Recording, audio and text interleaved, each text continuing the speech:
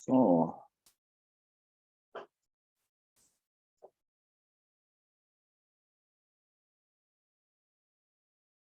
let us see if somebody will join this session. Too many things are ongoing at the moment. Yeah, the Science Policy Forum is going now, but it will end exactly when our meeting starts. So then I think a lot of people will join like after a few minutes. Okay. So probably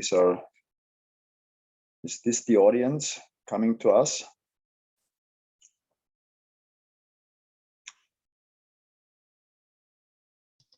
Well, the main events have had this great big banner coming up on the map, so they've got some extra publicity for their things, but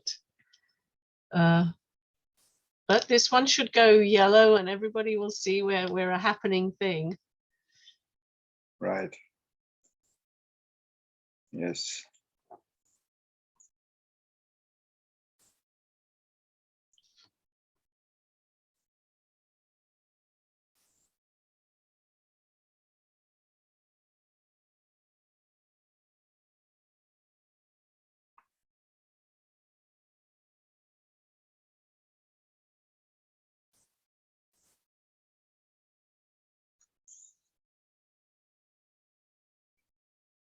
You think we should wait a little bit for a few more people to come, or simply start our session, because time would be now? I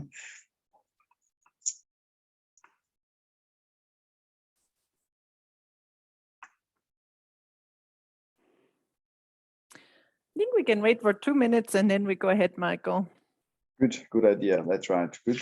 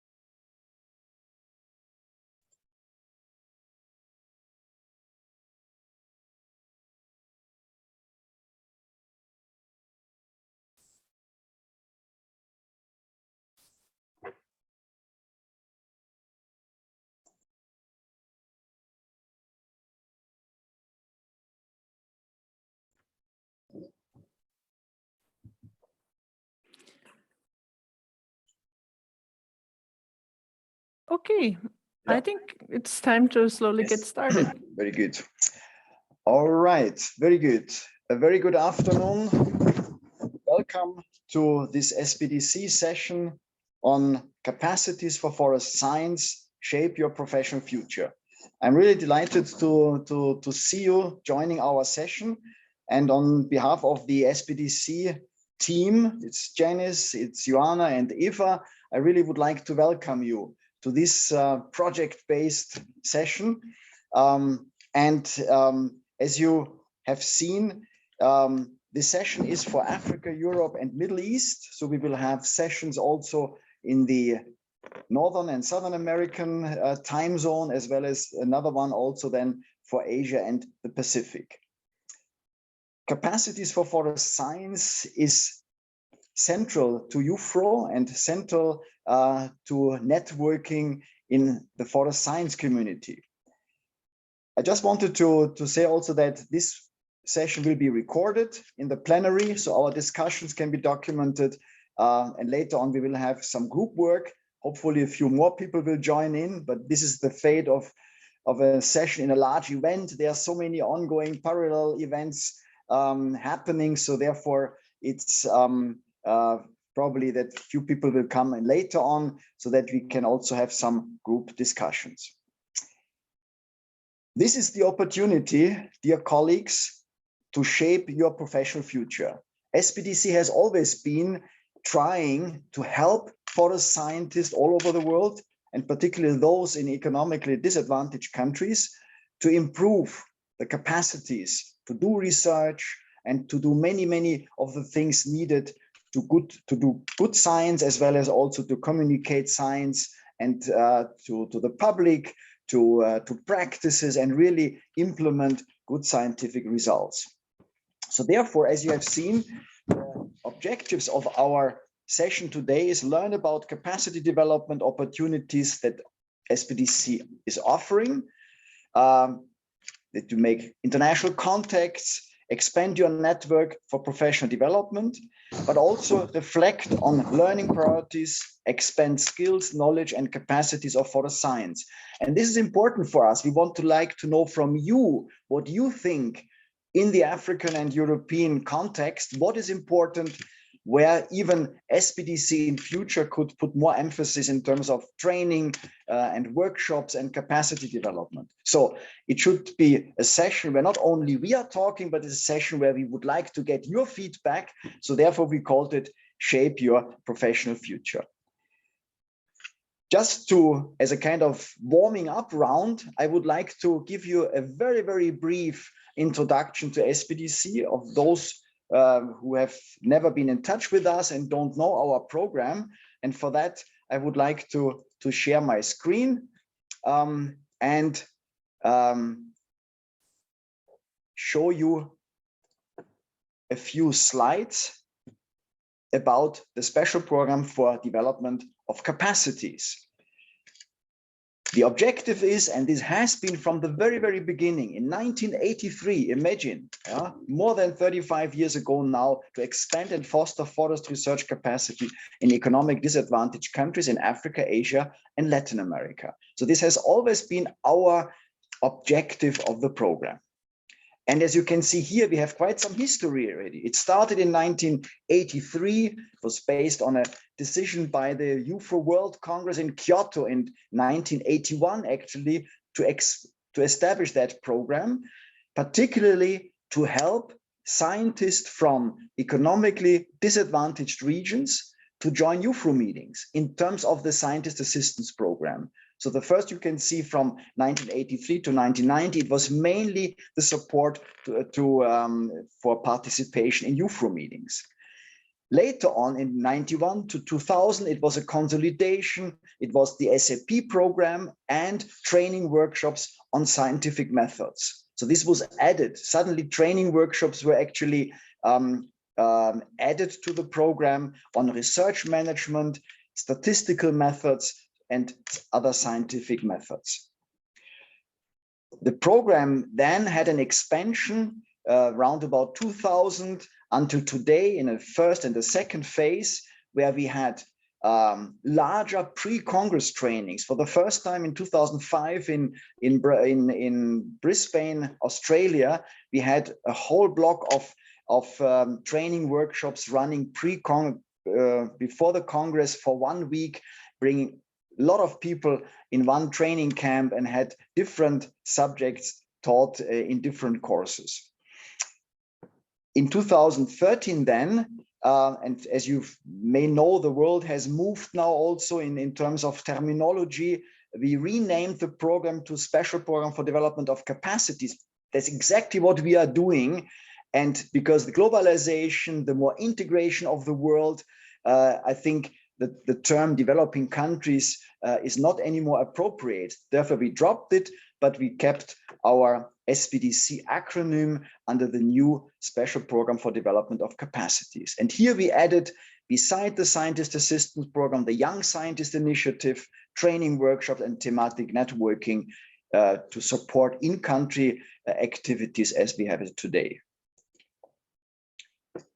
Just to explain to you a little bit, these programs and projects, actually, they live on the expertise of a huge network. And I think you know IUFRO a little bit. I've seen this in the earlier sessions today already. It's a voluntary network with many, many scientists, and they hold the scientific knowledge and expertise. And we try as capacity development program, actually, to bring this knowledge on board in our training workshops, where scientists act as trainers. They provide us their concepts, their knowledge for policy support in some of the projects, information management, and capacity building. And the capacity building is mainly being done by IUFRO-SPDC. Our internal concept is very simple.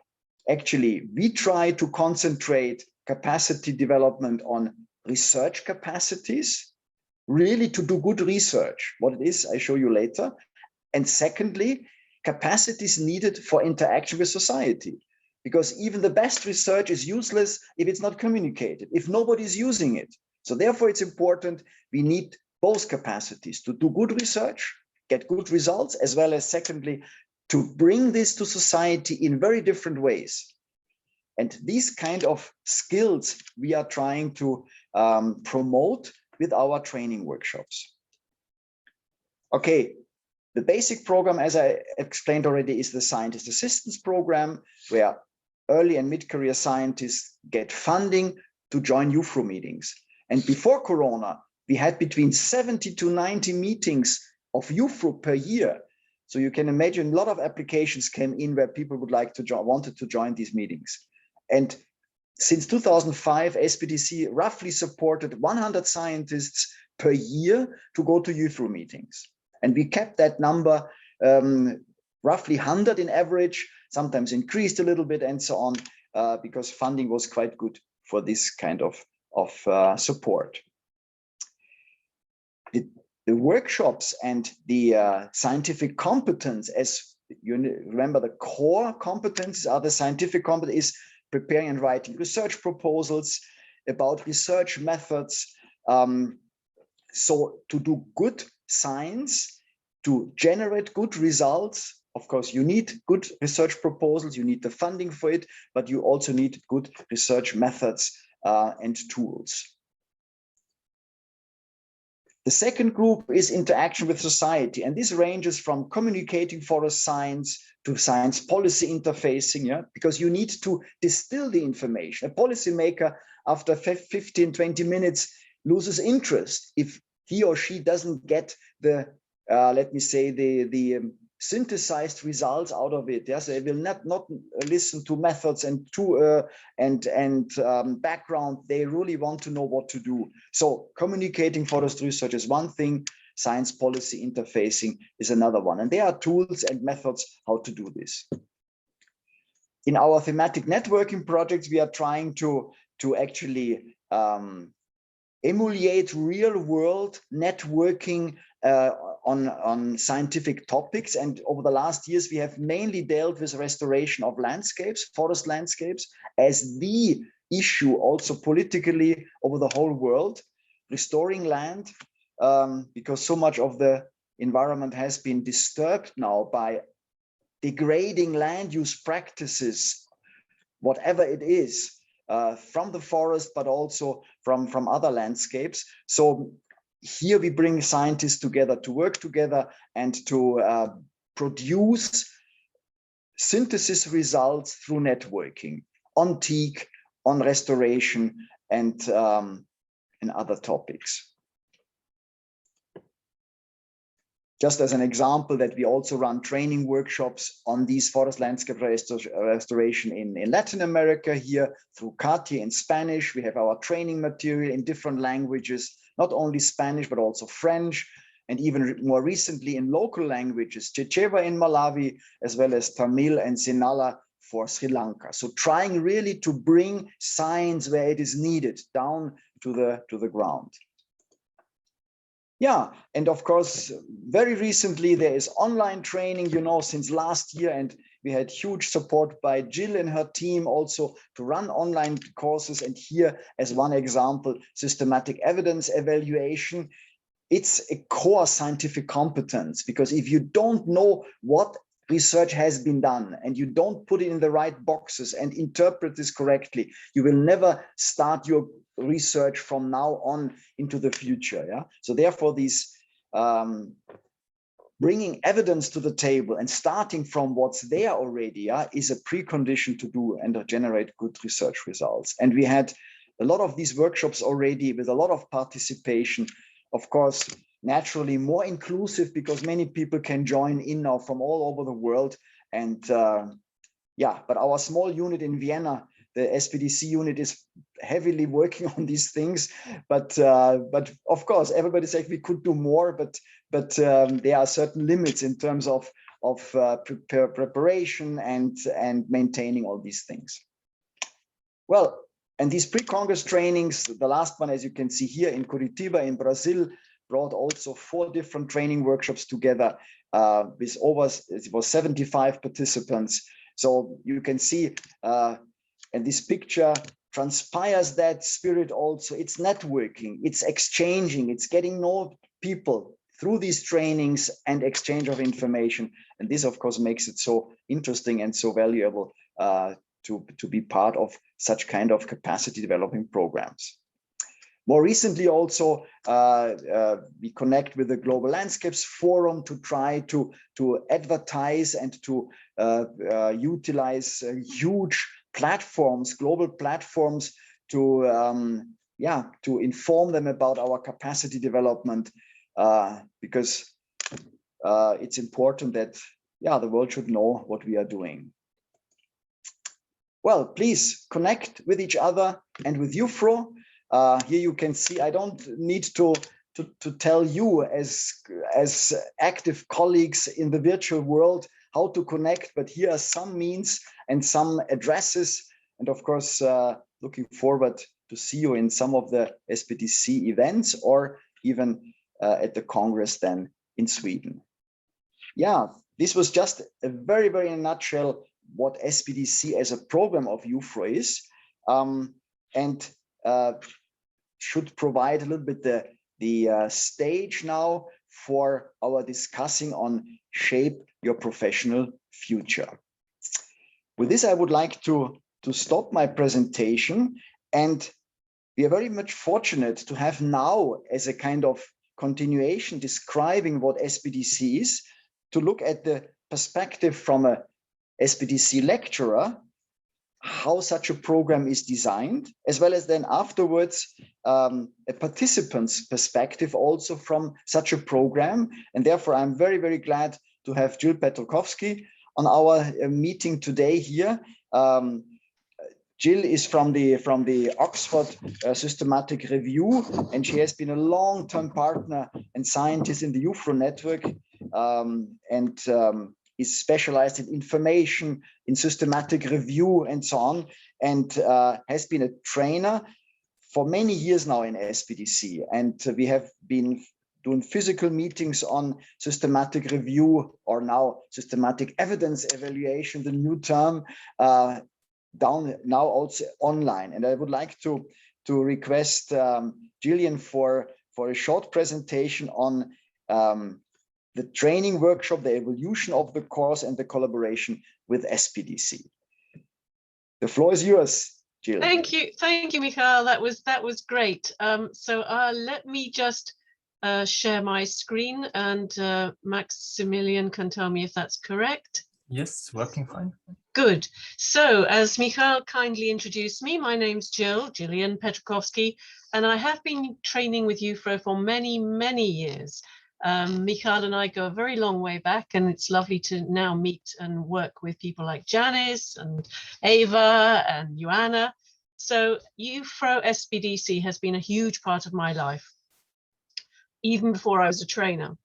And whoops, wrong screen. And the group that I work with has been really happy to work with IUFRO on this SPDC program. So you see the slide that Michal showed already, and we've met a lot of people from a lot of backgrounds through the huge breadth of forestry. This last one, as Michal showed you, was in Kurichi, but that was a physical meeting. But in point of fact, it doesn't really matter whether we meet in person or whether we meet online. The fact is, the training workshops that IUFRO-SPDC provides in this area of systematic evidence evaluation, of which systematic review is a part, this aims to support good decision making, as Michal said. And we use a participatory approach that we've learned over the years works very well with IUFRO people to prepare systematic reviews that assess issues of very high priority for forestry and policy management. Now, participants, we've learned over the years, prefer to work on their own problems, stuff that they understand. So they're encouraged to bring questions and topics of interest to the course. And we work on those topics over the course of 3-4 days, or 5 days in the course of the online course. And the skills that the course introduces participants to are some of these that you can see on the screen here. And although the skill and methods required for systematic review, systematic evidence evaluation, relate very closely to things like framing a good question that addresses policy, finding out how you can find available studies, the problems of bias, how you decide what are good and less good studies for validity, planning the whole process and working in teams. I think you'll agree that these tools that we teach you specifically for systematic review are in fact applicable throughout your careers. Anyway, you'll need a lot of these skills in everyday life. So if you never do a systematic review after this training, it doesn't matter. We hope that you've gained some useful skills, because the systematic evidence evaluation process occupies this special space between policy, science, and practice. So we're not talking about looking at genetic SNPs and microbiological processes or ecological processes in the forest. But this is science, policy relevant or practice relevant questions. And you will at some stage in your careers face these very high priority questions, and you'll need the tools to be able to provide evidence in your work, looking for answers to policy or practice problems. And what we get our what we emphasize on this course, working with our participants, is yes, we all need to make good decisions, and good decisions need good information, but crucially, not all the information that we can find out there, even that which is in good journals, for example, and certainly not that which is in the media, other media that you can find, they're not all equally good. And we work with participants to try and work out what is the good stuff? How do we weigh it? How do we make those decisions so that we're not basing our policy or practice decisions on poor information or very biased information? So we have a number of steps, questions that we ask our participants to think about. We encourage you to say, well, why would we need some evidence? Why would we need to synthesize evidence? Well, we might want to understand the topic. Just find out a little bit more about it. We might want to find out what are the impacts of some of our management decisions or some of those interventions that we call them. What are the socioeconomic outcomes of certain decisions that we take in our forestry life? How effective have those things been? you know, and this ties very closely with some of the forest restoration work that Michael was talking about that you can learn about in a different course. How do you measure the effectiveness of some of these things that we do? And what if there are contested areas of science? Some people say you should do this, other people say you should do that. What's the truth of the matter? Is there a truth of the matter? Is it a sliding scale? And this is all the sort of stuff that we get the participants to think very deeply about. We also spend quite a lot of time working out what evidence can we trust? How do we know which so-called facts are true and which we can place less trust in? And that's something that they enjoy a lot because they come from all over the world and they have very different experiences of their science policy interfaces, and their experiences bring together a very rich ground for us all to discuss during the course. So very briefly, this is what we call a hierarchy of evidence, where you go from the anecdotal evidence, you know, your friend in the next forest over tells you something, to an expert opinion, perhaps you trust that a little more, case studies, where there's people have looked at a number of situations in different areas, literature reviews, which are not systematic, and then your systematic evidence evaluation. We think this is generally accepted to be the most reliable, it's the most robust and most vigorous. And how you get there is searching the literature, published and unpublished literature, for the information that you want, then undertaking this process of filtering it and deciding what you want without adding any bias, and then finally synthesizing that in attractive ways, which use nice graphics, nice visuals, and which tell the story, which is something that you can then go on to hear more about in one of SPDC's other courses about how you can make a compelling presentation from your facts. So at the heart of it all is collaboration. And of course, this fits really beautifully in with the whole theme of SPDC. You can't do a systematic review on your own. You have to collaborate, and collaboration is at the heart of SPDC. It's at the heart of IUFRO.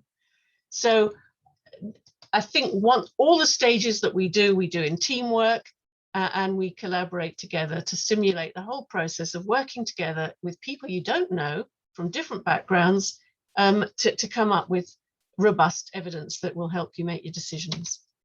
So here are some of the people we've worked with in the past. On the left is South Africa, on the right is our last online course. We learn so much from each other on these training courses, and we hope we see you soon on one of them as well. Thanks for listening to that whistle-stop tour of what a systematic review is from my perspective as a trainer. Thank you very much. Yeah, thank you very much, Jill. Excellent. Thank you for presenting this rather complex lecture body, or this lecture so nicely to us now. And it's really about so many things. And it's at the higher end, actually, of also the demand for the lecturers and the trainers, actually, to teach systematic evidence evaluation. Of course, this was a very, very good example of these kind of training workshops which SPDC tries to implement. And as Jill has said before, it was physical meetings. Nowadays, we have, because of the pandemic, shifted a little bit to, of course, shifted to online, and hope we can in future have some sort of hybrid where we could run a few weeks before and then meet and then have a kind of additional work afterwards online. So even to intensify the impact and the learning experiences with these trainings. So this was one of the examples, beside many others we have in SPDC we can offer.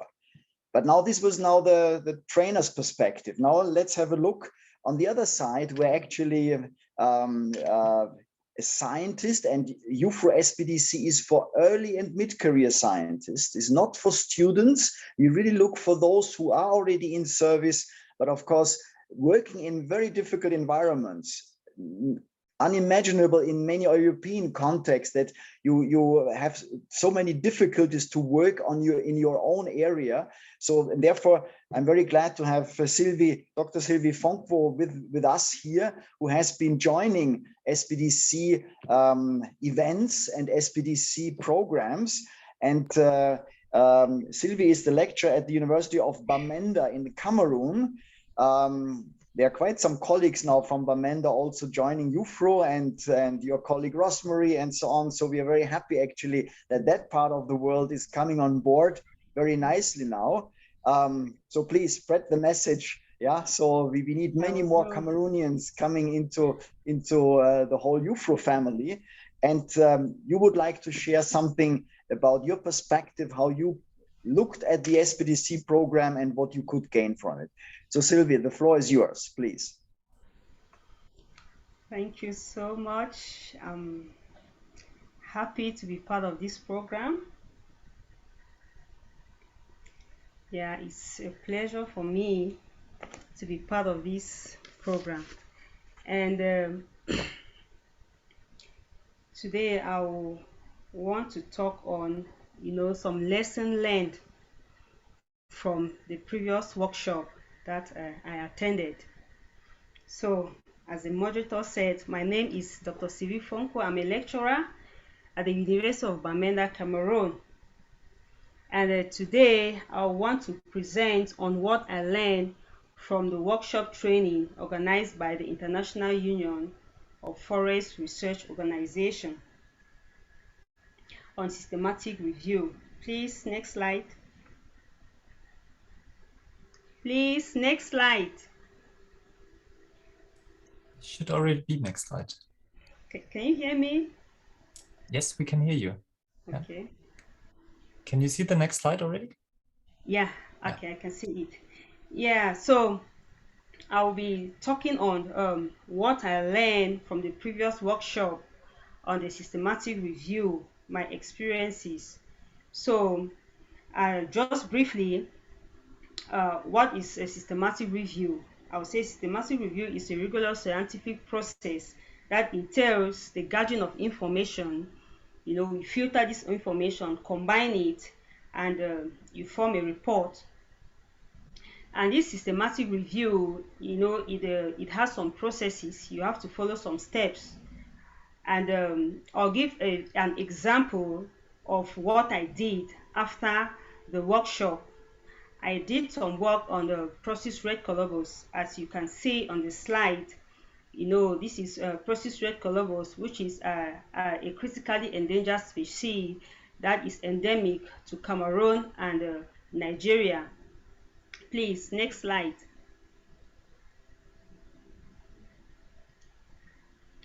Next slide, please.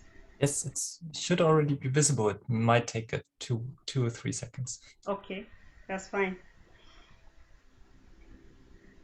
Okay, yeah, from what I learned, that the first step is you prepare your topic. And the topic I prepared was estimated abundance of process red colobus in the Korop National Park. After preparing my topic, I went ahead to search for good research questions that would fit my topic. And the research questions I look at was, what is the estimated abundance of process red colobus in the Korop National Park? As you can see on the slide, this is a red colobus, and it shows that it's an arboreal species. And the next step was searching for articles or searching for papers. So I went ahead, looking for papers on the high quality journals like the conservation journals, primate journals, and then the biodiversity journals, where I got some high quality papers from it. So after gathering these papers, I went ahead to screen them. Screening these papers, I had to remove the paper, those that are not relevant for my work, those that will not answer my research question, I had to remove them, like articles that talks on solely on primates as a whole, and then I had to take them out. And then those that talk on red colobus as a general, because we have so many species of red colobus. So my interest was Procis red colobus in Korob National Park. So those are the papers that I had to retain that will answer my research questions. Please, next slide.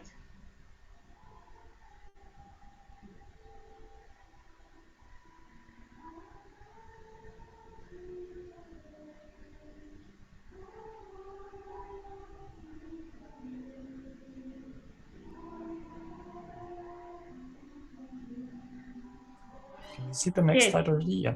Yeah, thank you. So after selecting those papers, I went ahead to do some extraction of data. So extracting this data, I had to look for information that will be able to answer my research questions. And some of the information that I extracted from the papers that I collected was group size of Procis red colobus, the relative abundance of Procis red colobus, and even the method that was used to collect those information. And then I also look at the anthropogenic activities on the Procis red colobus. Looking at the pictures here, we can see that there are some anthropogenic activities going on in the Korob National Park. We can see that logging is going on in the Korob National Park, and then even hunting. Like our local language, we call this one is bush house, where the hunters, they spend some days, to carry out hunting in the Korob National Park. So these are the information that I had to extract from those papers, following what I learned, from the previous workshop. Then the fifth step was to analyze my data. So I went ahead, I had to analyze this data, and then I furthermore synthesize it.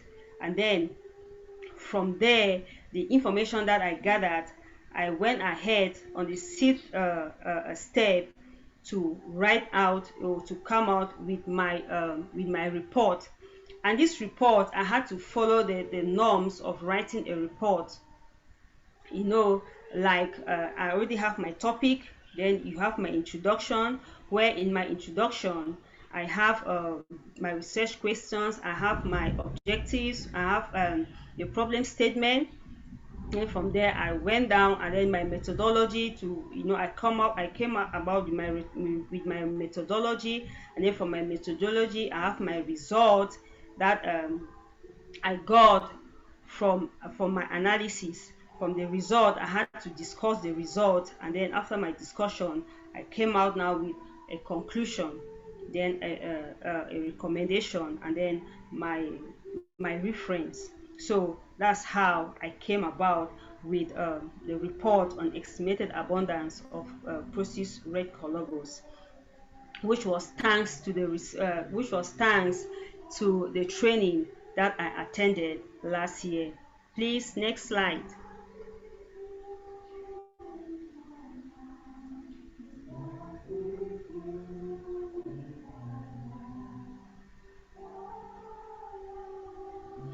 Yeah, and then to conclude, I will conclude by saying that the workshop I attended last year on the systematic review was really helpful to me, because I was able to improve on my skill as a researcher. And with this workshop, I was able to write a report, which at first, I had no clue, or I had no idea on what systematic review is all about, and how we can use systematic review, to write a report. So I'm very grateful for the workshop that I attended last year. Please, next slide.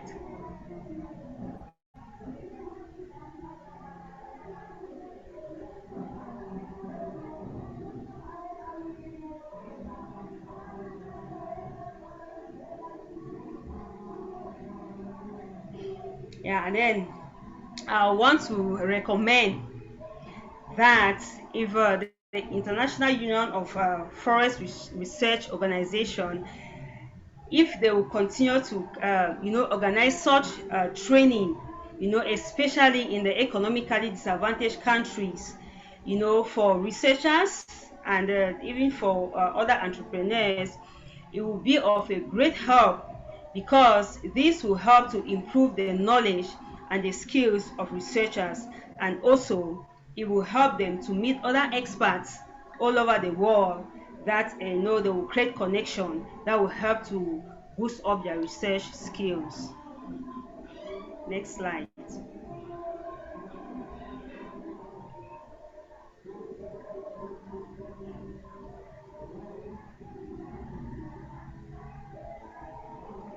So thanks so much for your keen attention. Thank you. Thank you very much, Sylvie. This was excellent presentation about your experiences with that particular evidence evaluation course. And I think if it's put to good use, then exactly it's the objective of our trainings actually to bring tools and methods, yeah, to the people and to the scientists, because whether you would work on soil carbon or soil nutrients, or on the issues of wildlife, or on endangered species, or even on economic or social issues, the methods are important and you can use them actually.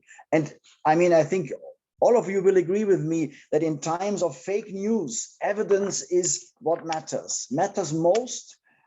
But evidence needs to be supported by evidence. You put facts on the table, you need to put a lot of evidence so that actually many people can be convinced that this is something which has value and is near to the truth, and is something which should guide our work in land management, in improving, and how we actually design our land management systems. So thank you very much. So I think that evidence evaluation course is definitely a very good example of teaching and bringing tools and methods to the audience and to our colleagues in the science community, the earlier career ones and mid-career, so that these things are improved, and of course for the benefits of your own work there. Well, but we should not simply take a rest now and say, wow, everything is fine and wonderful. And so, no, we should actually, and this is now the very, very purpose of our exercise we are going now to do. So thanks a lot again, Jill, for your presentation, and also Sylvie, that we build on this now and actually try, and this is something we ask you now as participants, to give your feedback in some group work, to find out actually, or to tell us what in your area would be very, very important in terms of skills and knowledge you would need, and where maybe even SPDC could react to it and offer some trainings, offer some capacity development programs. And therefore, we would like to do a small group exercise now, where we have about 20 people. So we have smaller groups, which is excellent. We have 5 groups. And we would like actually to ask you now to tell us what kind of skills you would particularly need in your field, whether you are a physical scientist, a natural scientist, or more a social scientist, or you work more in economic things. What is actually needed, which will help you to better do your science and even to have more impact, yeah, so that you really get things to the where it is needed. So we would distinguish between generic skills and specific skills. So the generic ones would be more soft skills, ability to communicate, ability to write, then oral communication, non-verbal communication, interaction with society, leadership, creativity, scientific research proposal writing, systematic literature review of, but these kind of generic skills, it doesn't matter whether in medical science or in engineering or in biology or in forestry, you could apply them anywhere, and it's equally important. So maybe you ask yourself the question, what generic skills actually you would need, and where we might later on can design training workshops. And the second group where you would like to have some information from you would be specific skills related to your field: forest economics, forest fire management, for example, urban forestry, restoration, or green space in cities, forest genetic resources, those resources which actually can endure climate change or more heat, more drought situations, sustainable forest management, wood technology, or something like that. If there are some fields where you think, oh, here I would need more skills and more knowledge, and we could then see whether SPDC could do something about it. Well, we would actually go now into random groups. So you will be allocated. So you will find yourself with a group of other colleagues, and maybe one of you could take some notes. There is even a Google document, and has been announced by Joanna in the chat. So you could access this Google document and write down those discussion points, what skills, a list of skills you think is important. And maybe you can select one of your colleagues in the group to report, because after 15 minutes now we would come back to the plenary, and then we would ask those 5 groups, just give us an indication, some small report on what are the most important skills, generic as well as specific ones, you think in your area would be most important. I hope, SPDC team, I haven't forgotten any important information for the group work to start. Okay, you give me my heads up. So then we can send the people, please, to the groups. And then when you come back, we will discuss in plenary the results of your deliberations. Thanks. And I hand over to Maximilian for doing this group division, please. Yes. So you can also ask for help during the breakout sessions, and you're in groups of 3 and one group of 2. So have a lot of fun and fruitful discussions.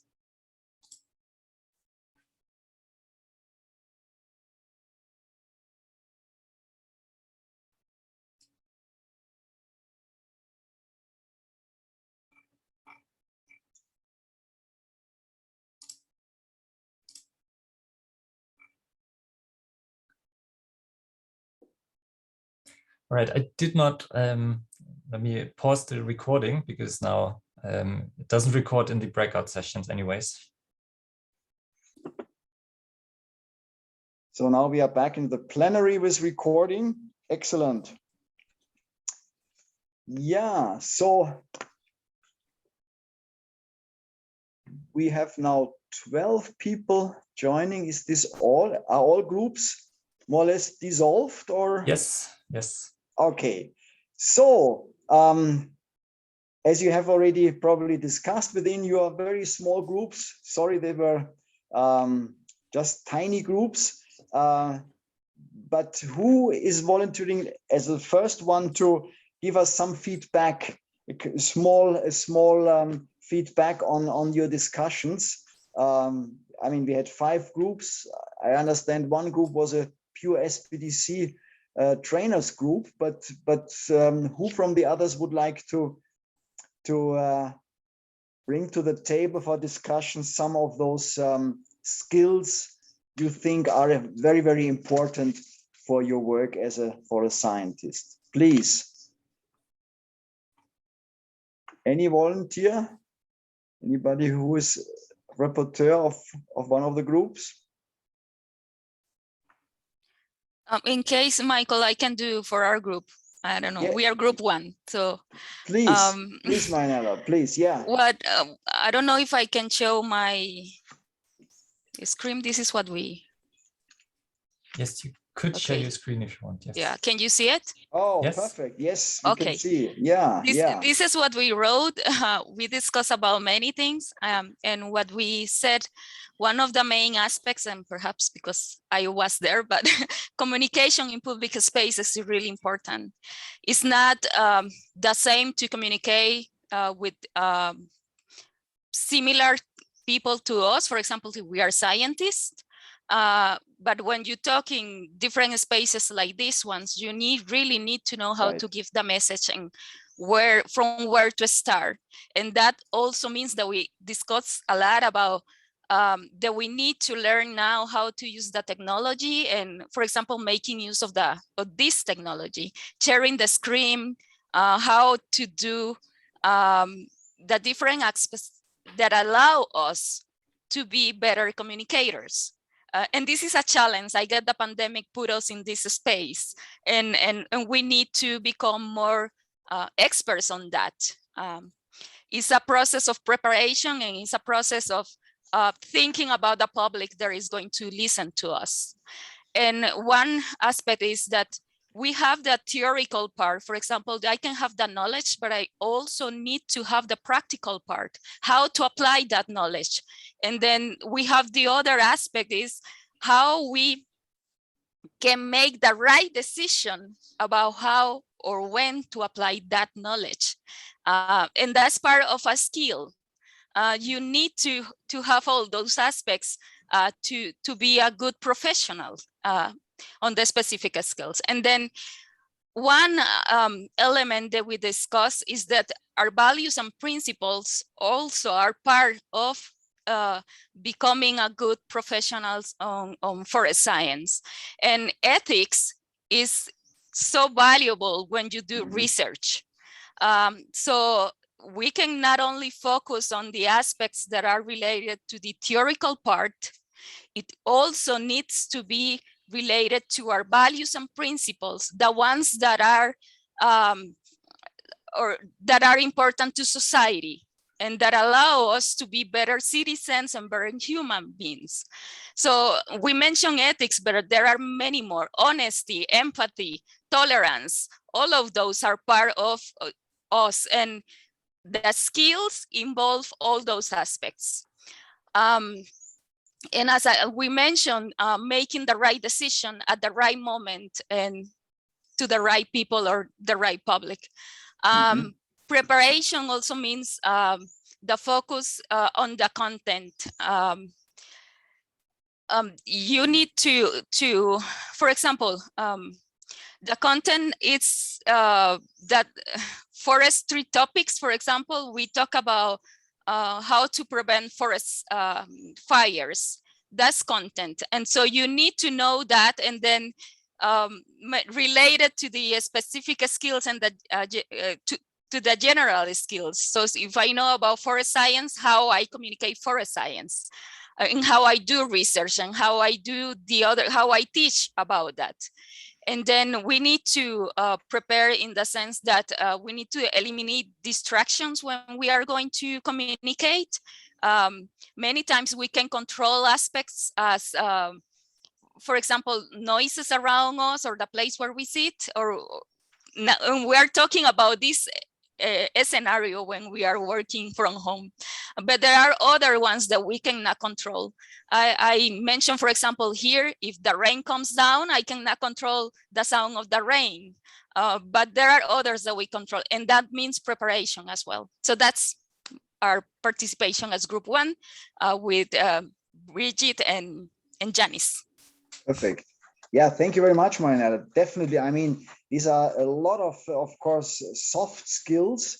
And of course, it's a challenge actually to teach these soft skills. I mean, you know, the part you mentioned with the ethics and values and principles. Yeah, for example, not as a high-level scientist to be hijacked by the oil industry for a course which we had in the past. Yeah, doing something very, let me say, very unfortunate for the world. And preventing actually environmental measures to be implemented, because it was always kept in a doubt were spread over so many things actually. And of course, these were scientists who had not these high standards. And this is of course, but of course, it's a very good list of these skills, and we will definitely take them on board. Thank you. Is there any in the next group? I mean, of course, since we have, of course, we are concentrating on forest scientists, but even if there is a policymaker or somebody dealing with policy who would like also to mention what science should provide to policy, or what would be skills important, please come forward and report from your group. Yes, I can go next, maybe. Yes, That's please. okay. Yeah, okay. So I'm reporting for group 2. That's Oyana, Eva, Mirjana, and that's myself, Mirjana, yes. So we wrote many generic skills. One of them is step-by-step guidance to make research, because we all come from different educational backgrounds. And as I know, not many bachelor studies have those sort of thesis preparation classes and etc. So we're kind of dropped in a system where we need to know these things without being educated about them. Also learn how to present our findings and how to write and accurately formulate findings. I think that, I mean, writing is a practice, so that would be a really nice skill to kind of develop how to accurately and nicely write everything about findings, and also learn what is relevant to use in the reports, draw on facts that other research findings are already available. Then learn how to show people outside of forestry community why forestry matters so much, especially regarding to climate change, because foresters are not really always representers as someone who's fighting for sustainability and as a climate activist. Learn how to put into practice in projects the knowledge learned at university also. Make use of new technology and automatic devices such as drones, but also know the limitations of using it. And some of the other skills we mentioned within our group is get a deeper understanding on climate policy in the forestry world. Thank you. Well, thank you. Thank you much. This was a rich collection of things, actually. But of course, definitely connected to communication, so because presentation, yeah, how to present the right thing as a kind of extraction from this research work you do to different audiences, yeah, and also of course convince people outside of forests in other parts of the society to understand forests and so on. But interesting, I find also project management, so that you actually implement things than what you learned at the university or a different, than to package them into project and run them as projects with a definite outcome and impact. Yeah, definitely. I think the drones are very important, because this is now one of those, let me say, play mobiles, which people like to use, but they can be very useful. They can be very annoying, because last time when I was on a mountain top, somebody was using it, and in the most remote area, suddenly a drone came when I was having my lunch on the top of that peak. This was annoying, but still, it was wonderful technology. so the drones definitely, and you also mentioned policy. Thanks a lot, Mirjana. This was excellent. Well, the next group, please. Who wants to present? Thank you. That would be me then. I was in group 3 together with Jill. Oh, okay, please. Thank you. So my name is Vera. I am a policy advisor. So I'm not a scientist myself, but I work for Forest Europe. And within Forest Europe, I am responsible for the work stream Green Jobs and Forest Education. And this is why I sneaked into this session today, because I'm very curious to learn what is going on, and to see if there are synergies we can use, and what is really going on in the field, and talk to people. And I had a very nice talk with Jill, and sharing our experiences and what we see as needed skills is one point that came up, is really the language barrier. So Forest Europe itself is focusing on the pan-European region. So we're not working globally as IUFRO, but only pan-Europe. But already in this region, we find that it's very sad and hard, because we really miss the knowledge on the ground, because we can't communicate with people. Not everybody is capable to talk in English, or why does it always has to be English? So it's really a big challenge, and it's something I don't know what to do about, but it's something I would like to raise, and also to raise the awareness that there's so much knowledge in the field already, but we don't get it. We really lose it. But also on the communication part, one point that I find interesting, or I observed a lot in the past months, was that it's not just the, let's say, young generation who needs to learn how to communicate, but every generation. So for me, it is very important to also have this intergenerational communication up, and maybe also for technology and how to use, I don't know, Twitter or like really the social media, but also, for example, non-violent communication. I feel that the younger generation is sometimes further already how they communicate with each other. So again, as my previous speaker was also mentioning, communication is the key on all levels, maybe technical, emotionally, language. So it's really a central point. And also a common definition. That was something Jill and I were also discussing, how important it is that we actually know what we talk about. In my concrete example, it would be green jobs in the forest sector.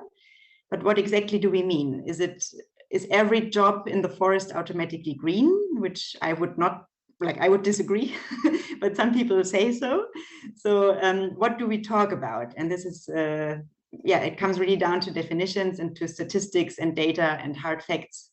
And then again, how to bring this to the politics. So yeah, that was a very, very nice talk. Thank you very much. Well, thank you, Vera, for this insight. I mean, of course, you touch upon very, very important aspects, particularly the language. And of course, Europe is diverse, but even Africa is more diverse. And if you go to other regions, even definitely these are really significant barriers. Yeah, the terminology as well as the language is actually to get concepts and understanding on the ground. And because stakeholders usually are very much receptive to these things, but in the right way, one needs to communicate this. And of course, I take it intergenerational exchange of knowledge and technology and so on. So well, whether I like in the future to operate a drone, this is a different question, but at least we take it that even that is an important aspect.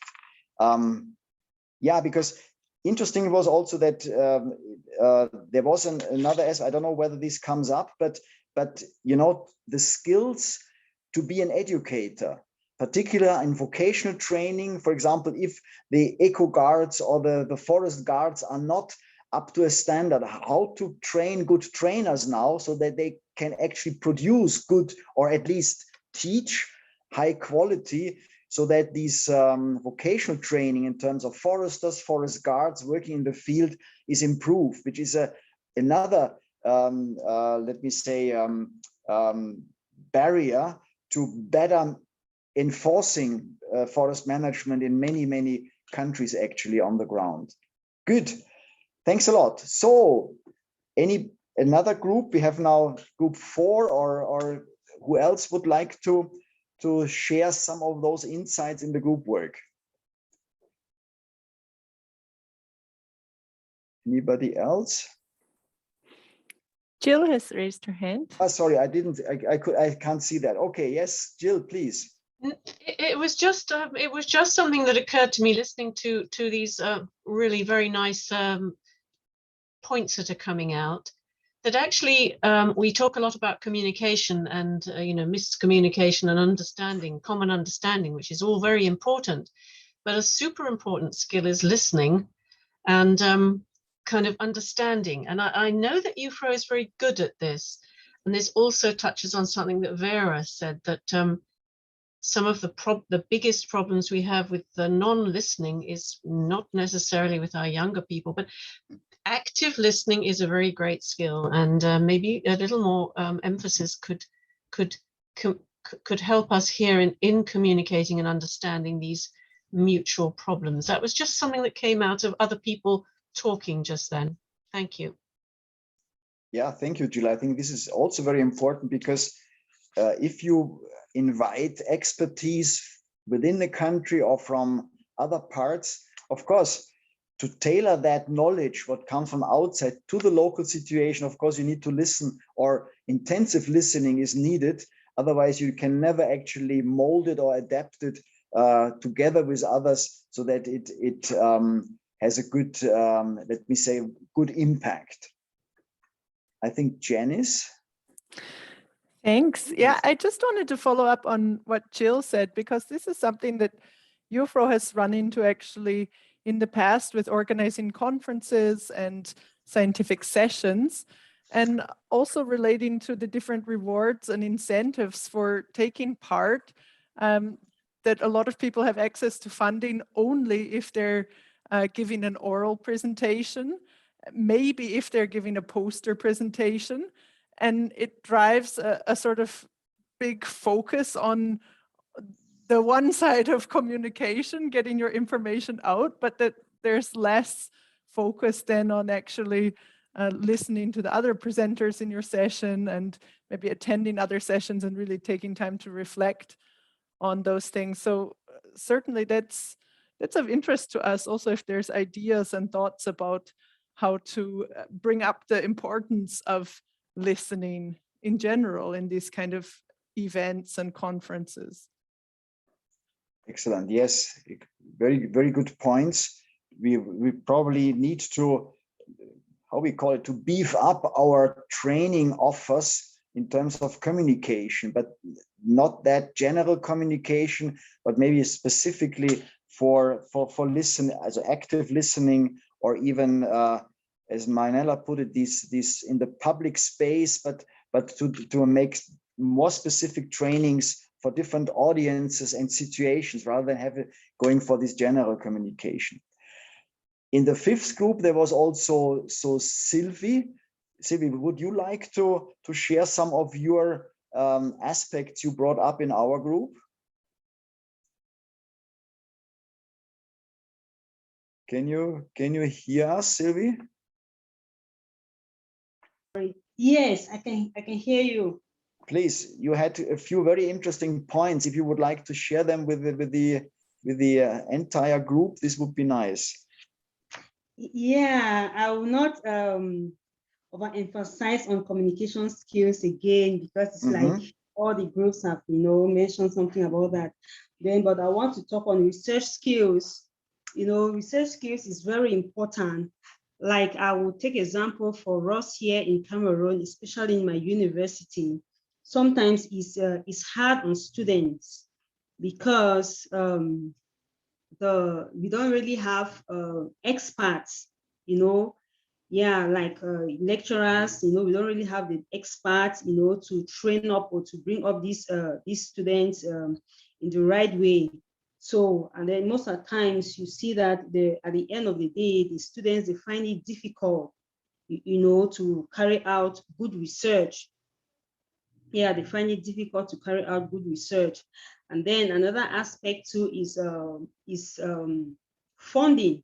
Yeah, I will also talk about, I don't know whether it's, it links to this, but I just want to bring it up, because that's one of the things that, is like a hindrance, especially to us back here in the economically disadvantaged countries. So sometimes we want to carry out research, but the means or the funding is not available.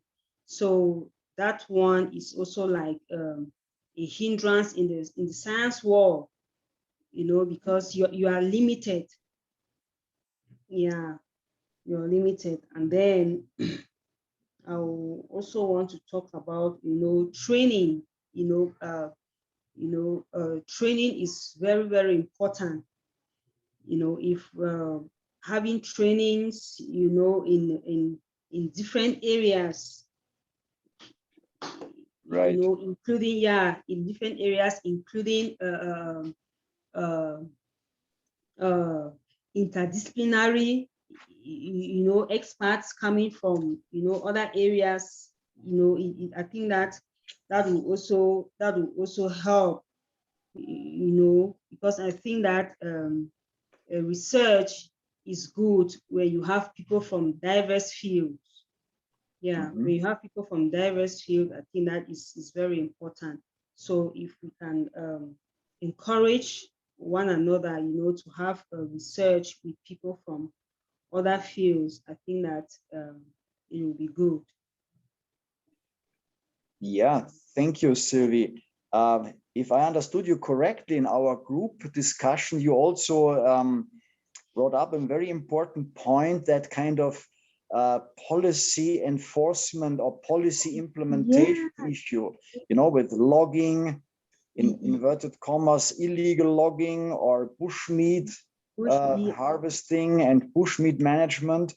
And I think policy analysis alone, as I understood you correctly, is not sufficient. It needs what is the governance, what are the enforcement or incentive structures to get land use systems or management systems, those more illegal ones, or informal ones, let me call them like this, somehow a better grip on it, and to analyze it, and really to give policymakers more or less options at hand to change, and not only to write a new policy, but really to implement things on the ground with the stakeholders. I think these are also skills which are extremely important, particularly in the African context, in the tropics, actually, where you have a lot of forest, and the danger is that these forests disappears because of these unsustainable practices.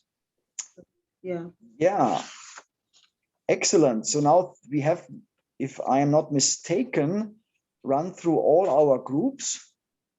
They're very small but fine groups, I can see, because it's a rich result we have harvested from our group work here. Of course, it would be too much actually at the end to summarize all this, but we have documented it in the Google document with presentations, and the SPDC team promises that actually we will take this on board in shaping our next generation of workshops, of training workshops. Of course, on one hand, to bring in the different types of trainers which are needed, the younger ones, even maybe the older ones, and to get here a good blend of knowledge and skills communicated.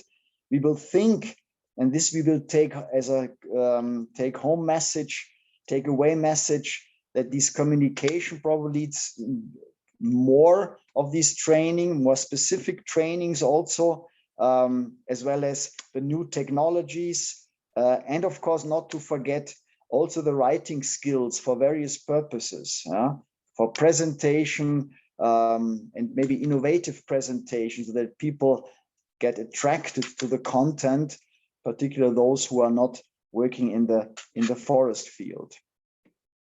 Well, I think we are almost there in terms of timing, and I think it has been really an interesting, for me, it's a very, very interesting session because of your input and your contributions.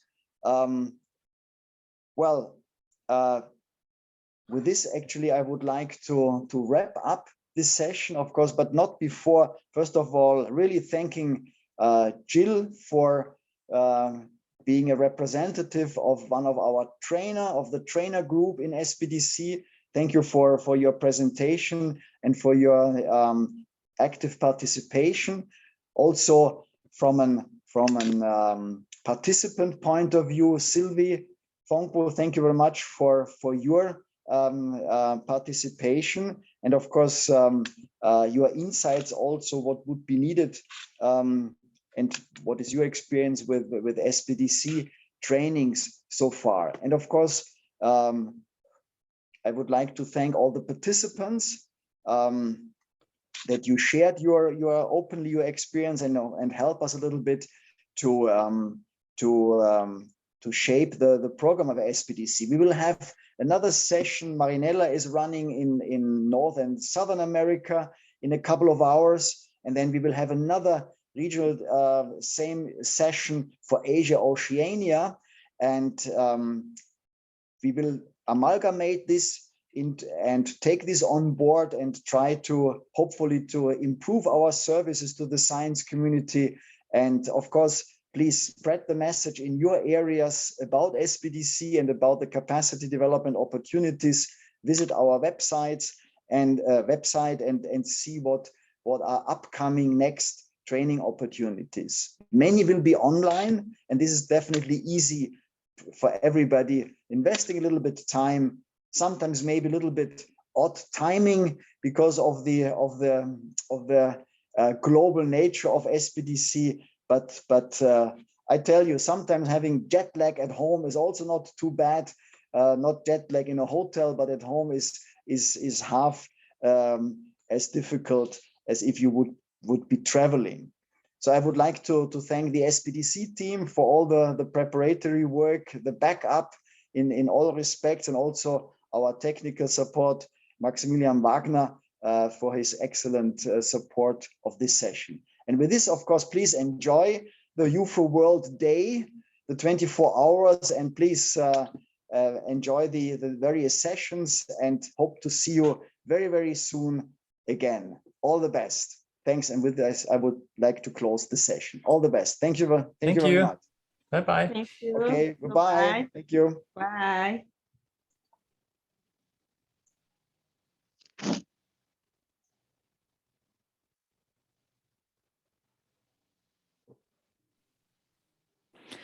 Bye-bye, Sylvie. Bye-bye.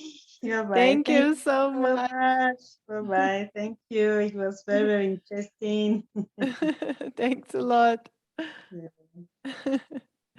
See you soon, I hope. Yeah, see you. Bye-bye. Bye-bye.